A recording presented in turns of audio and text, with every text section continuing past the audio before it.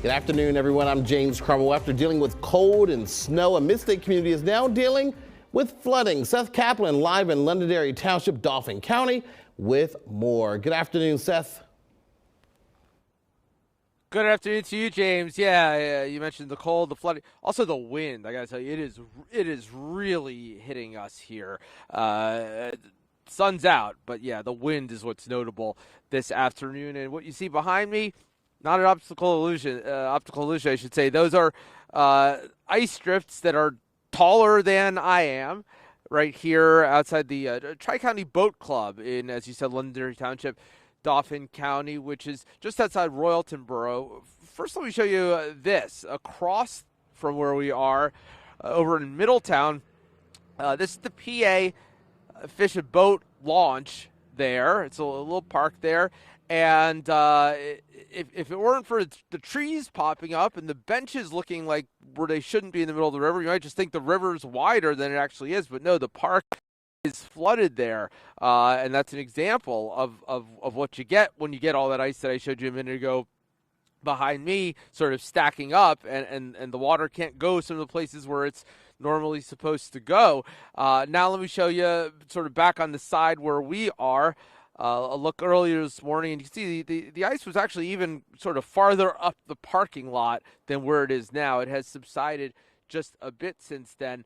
But one of those things that you don't see all the time, talking to people here, they say, yeah, 2011, you saw some of this, but an unusual sight, and one, and I know Brett Thacker could talk to us more about this back live, but one that happens when you've got a river that is always flowing to some degree, and then you've got this ice on top, and then the ice starts to melt, and then you get this, and it's sort of a common, talking to Brett earlier, one of those things that happens as spring approaches, and certainly when we go from all that snow and those very cold temperatures in January into February to what we have now. But quite a sight indeed. We saw some gawkers coming by, people who heard about it and they just want to see it with their own eyes, and hear from some of those people coming up tonight at 5 as we send it back to you, James, with my teeth chattering here. Yeah, I mean, I was just going to say, I mean, the way that the shot is framed with you standing there, you look like you're on Antarctica right now.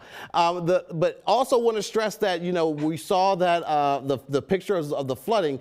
This is just contained to that area. This is nothing major. This is minor, but it is, as you said, something to look at.